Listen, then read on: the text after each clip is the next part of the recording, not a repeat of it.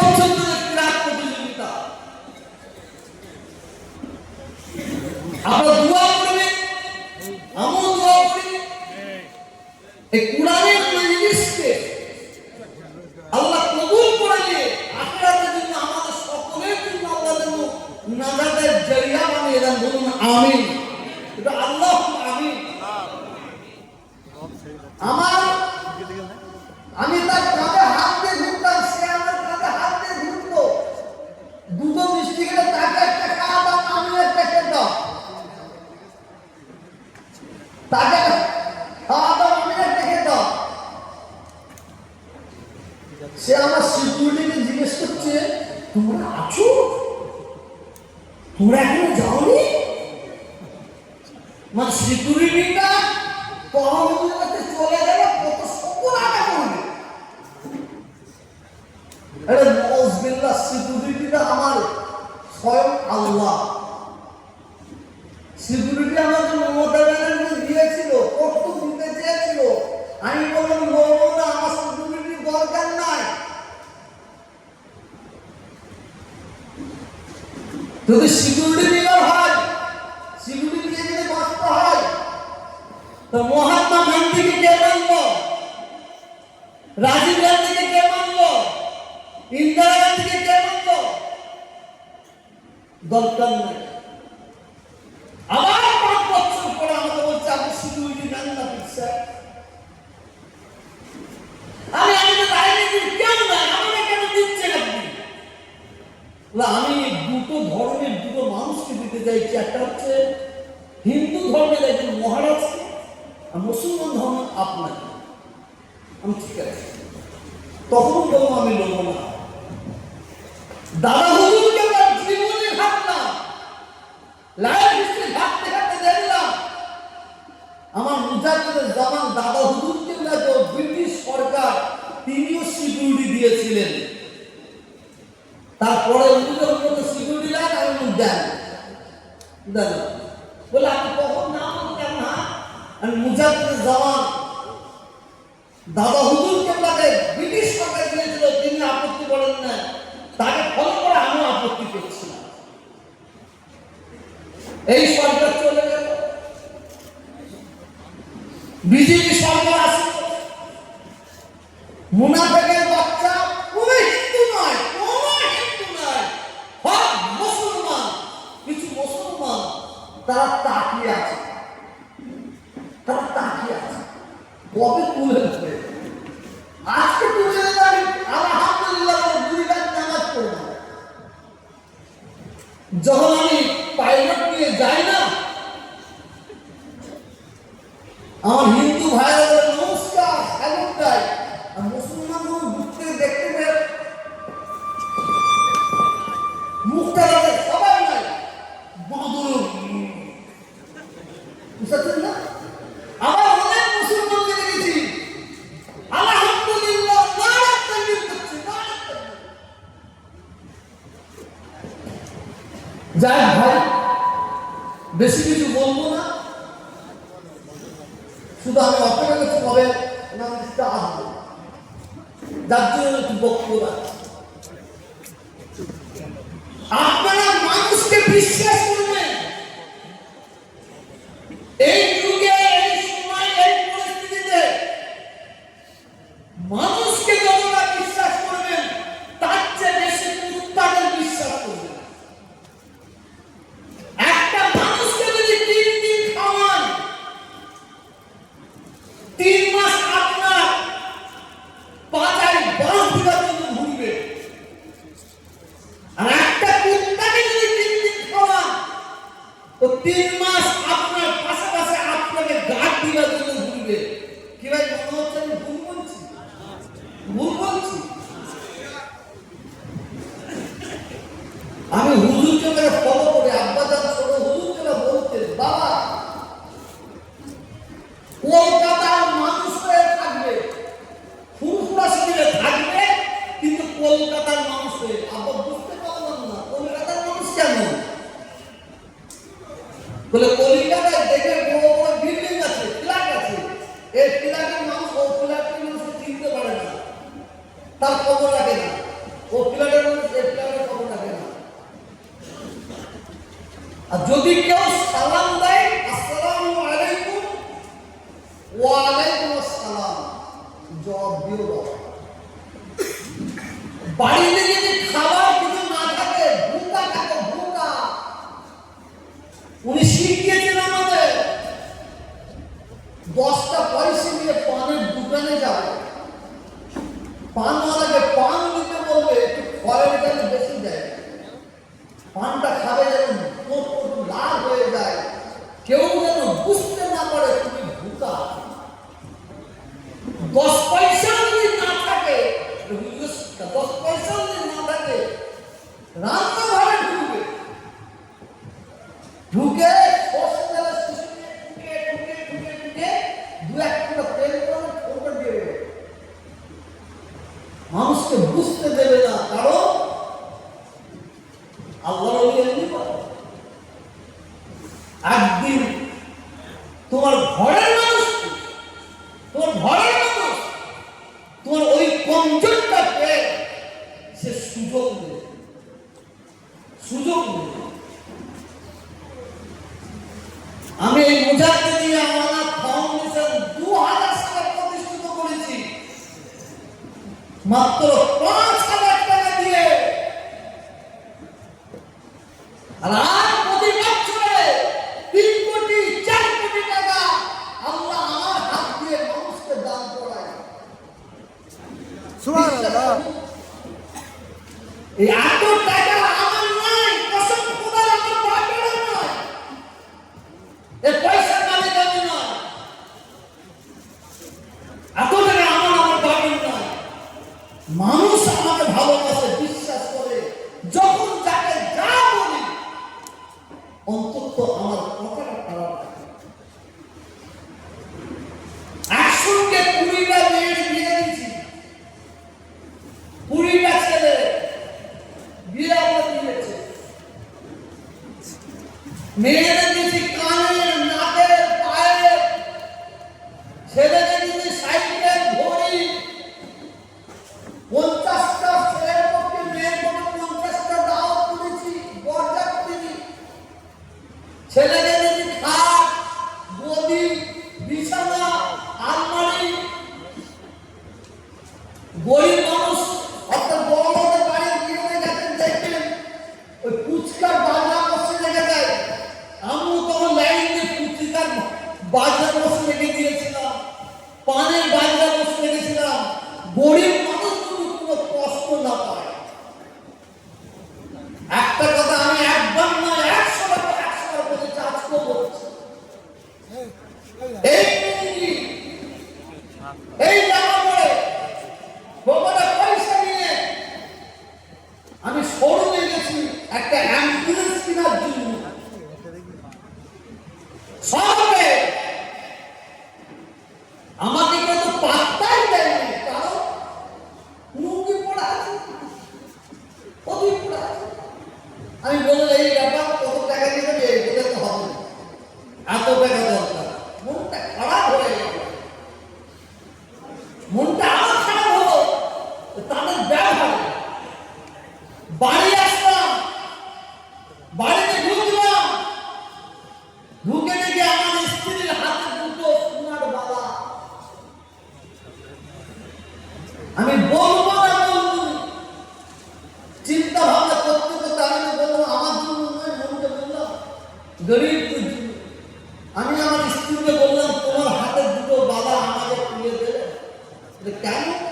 আমি অ্যাম্বুলেন্স কিনতে গিয়েছিলাম, পয়সা কম পড়েছে, হাসি মুখে খুলে দিয়েছিল। তাড়াতাড়ি করে মোটরসাইকেল করে সিয়াখানায় বুড়ো সাকরা তুলে রেখে বিক্রি করলাম, পরে পয়সা দিয়ে আবার গেছি। প্রথম অ্যাম্বুলেন্স কিনেছিলাম, সারা বাংলায় চলছে, হিন্দু মুসলমান সব ক্লাবে দিচ্ছি, সব জায়গায় দিচ্ছি। আজকে গর্ব করে বলছি, কোরআনের মাঝে আল্লাহ সবার নামে বলছি, সেই দিন কষ্ট পেয়েছিলাম, কিন্তু তহসিল থেকে দেওয়া মানুষের সাহায্য নিয়ে তহসিল থেকে দেওয়া 99টা অ্যাম্বুলেন্স কিনেছি, 99টা অ্যাম্বুলেন্স আমরা কিনেছি।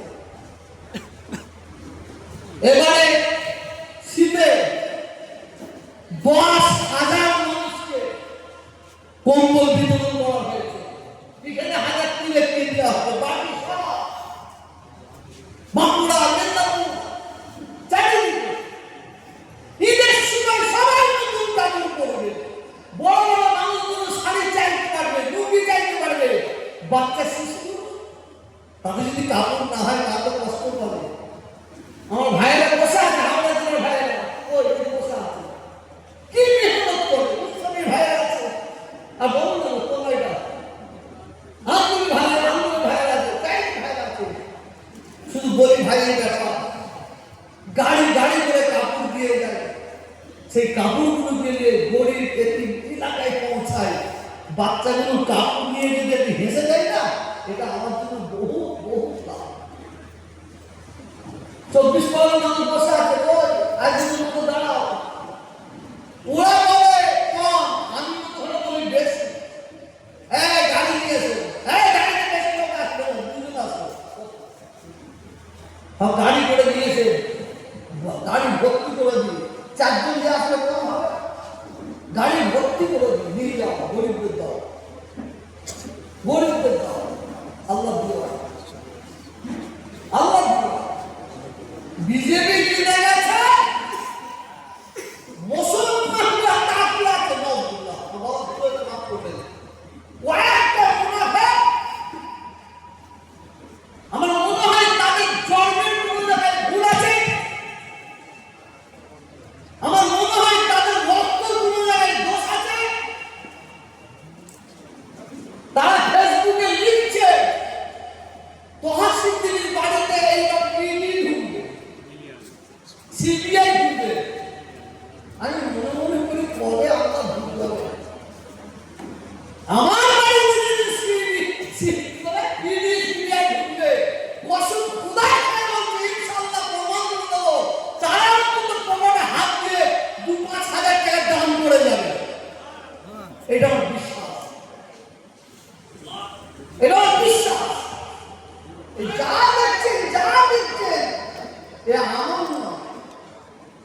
মিশন কোথায় গেল, চলে গেছে, দেখছেন মিশনের খেলা, মাদ্রাসা, মসজিদ, যা দেখছেন আমি সব আল্লাহ রাস্তায় আপনাদের সাক্ষী থেকে কোরআনের মজলিসে বলছি, আমি সব গরিবদের জন্য, অনাথদের জন্য, মেহমানদের জন্য আমি সব দান করে দিলাম, সব। শুধু ওইটুকু বাড়ি আছে, ওই বাড়িটা আমার 2 মেয়ে আহলিয়া, আর ছেলে কোথায় গেল,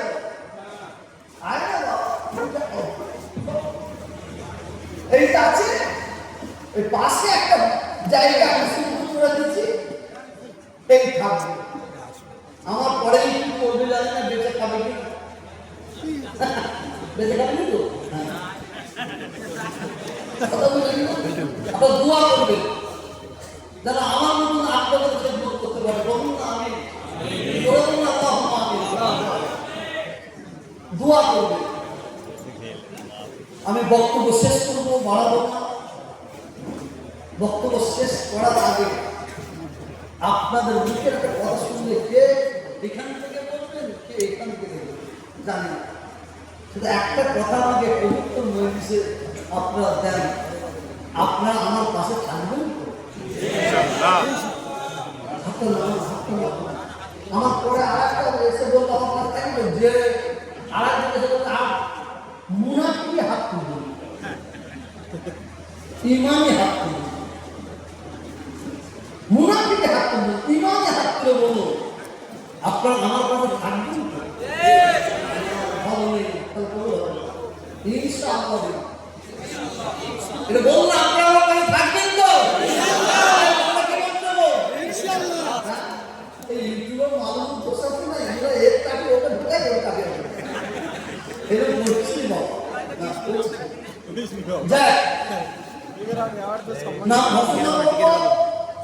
এই জায়গা থেকে আজকে আপনারা যদি নিয়ে যাবেন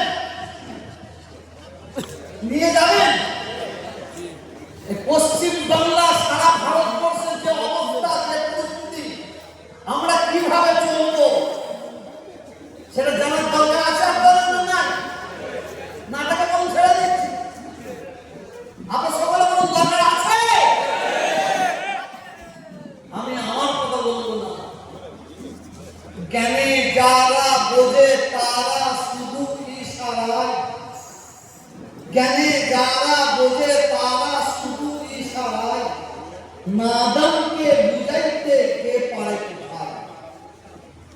যারা জেগে ঘুমাবে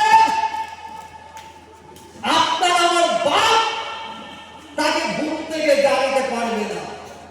আর যারা ঘুমায় সত্যিকারের একটু বুঝামান উঠে বলবে ঠিক না ঠিক। আমি বেশি খোলাখুলি বলবো না, কিভাবে আমরা এখন চলবো। দেশের আইন যেন সম্মান বৃদ্ধি দিয়ে দাও। পার্সোনাল ল অফ ইসলামের আইন একদিকে থাকবে, দেশের আইন একদিকে থাকবে। আমরা ইসলামের আইনকে সম্মান দেবো, যেমন দেশের আইনকে আমরা সম্মান দেবো। গরু জবাই করা বন্ধ করা হয়েছে, এটা আমাদের কারো আপত্তি নাই। গরু জবাই তোমরা যদি গরু কিনতে অর্ডার দিতে এবার আমরা গরু কিনতাম না, ঠিক না বেটি? গরুটা আমাদের ইমান নয়। কিন্তু দুঃখের বিষয় ভারতবর্ষের আইন এক একটা জায়গায় এক একটা। গরুর মাংস গোশত বিক্রি করে সারা পৃথিবীতে 2 নম্বর আছে ভারতবর্ষ। ভারত তেলেঙ্গানা গুটখা খায়, তেলেঙ্গা খায়, গুয়া খায়, তাদের ঘরে পুলিশ মারছে। মদ খায়, চলছে, তাদের ঘরে পুলিশ মারছে। তেলেঙ্গা গুটখা গুয়া দোকানে বিক্রি করছে, সেখানে পুলিশ প্রশাসন যে অত্যাচার করছে। কেন বাবা? এই অত্যাচার জুলুম কেন? যেখানে মদের ফ্যাক্টরি মদ তৈরি হচ্ছে সেখানে তালা মেরে দাও, তার কোনো জায়গায় মদ যাবে না। তেলেঙ্গা গুটখা গুয়া যেখানে ফ্যাক্টরি সেখানে তালা মেরে দাও, কোথায় বিক্রি হয় যাবে না। যেখান থেকে গরুর গোশত মাংস ফ্যাক্টরি করে বিদেশে পাচার করা হতো, বন্ধ করো। এখানে প্রশ্ন নেই। দেশের আইন আমাদের সম্মান দিতে হবে। যদি কেউ ভারতে থাকে, ভারতে খাবে, ভারতে খাবে, আর সে যদি পাকিস্তানের গুণগান করে তার কঙ্গনা রাখবে, পাকিস্তানে ফেলে দিয়ে আসবো আমরা মুসলমান, আমরা ফেলে দিয়ে আসবো। কিছু প্রিন্ট মিডিয়া, ইলেকট্রনিক মিডিয়া, গদি মিডিয়া, পাঁচাটা মিডিয়া, এরা বলে মাদ্রাসায় নাকি জঙ্গি প্রশিক্ষণ দেওয়া হয়, শিক্ষা দেওয়া হয়। ওই গদি মিডিয়া, পাঁচাটা মিডিয়াদের বলছি, কোন মাদ্রাসায় যদি জঙ্গি শিক্ষা দেওয়া হয়, সেগুলো আমাদের বাবা হোক, আমরা মুসলমান, সেই মাদ্রাসাকে ভেঙে মাটির সঙ্গে মিশিয়ে দেবো। মাদ্রাসায় শিক্ষা দেওয়া হয় দেশকে ভালোবাসবো কিভাবে। এই দেশে হিন্দু মুসলমান শিখ ইসাই আমরা একসঙ্গে বসবাস করি, একটা ধর্মের মানুষ আরেকটা ধর্মকে কিভাবে ভালোবাসবে, এই শিক্ষা আমরা পাই। কিন্তু আমাদের জোর করে আমাদের জঙ্গি বানাবার চক্রান্ত করা হয়। আসুন, মাথা গরম করবেন না। তৃণমূল, সিপিএম, কংগ্রেস, বিজেপি, মনে রাখবেন, ব্রিটিশ চলে যাওয়ার পর থেকে তারা আমাদের মুসলমানদের তারা ব্যবহার করেছে, আমাদের নিয়ে ব্যবহার করেছে। আমরা ওই ব্যবহারিত হব না। সাবধানে পা দেবেন, যখন ভিড় দেখবেন পড়ে যাবেন। এই বাংলায় বিজেপি ক্ষমতা আসার পরে অনেক কিছু ভাবছে, কিন্তু আমরা বাংলার বাঙালি মুসলমান, বাংলা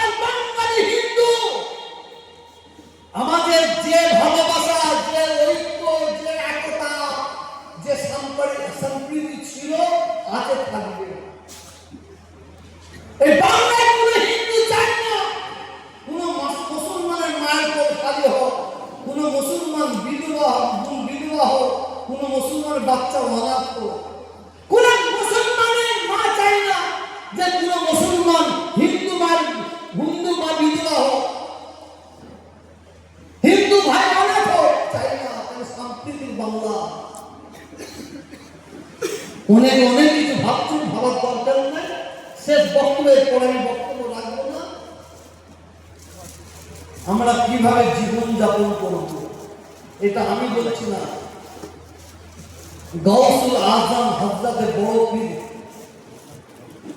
বাবা আব্দুল কাদের জিলানী হুজুর রহমাতুল্লাহ আলাইহি উনি দরবারে বসে আছেন। আকের মানতে ইসরাই কাপু এটা বুঝার চেষ্টা করবেন। হযরতে বড় পীর বাবা আব্দুল কাদের জিলানী হুজুর রহমাতুল্লাহ আলাইহি দরবারে বসে আছেন। হঠাৎ দেখা যায় একটা সাপ এসেছে। সাপ শুনছেন এই কথা, আমার জায়গা বললেও সব বাদ দিলে অন্তত এই কথা শুনবেন, জীবন যাপন করবেন।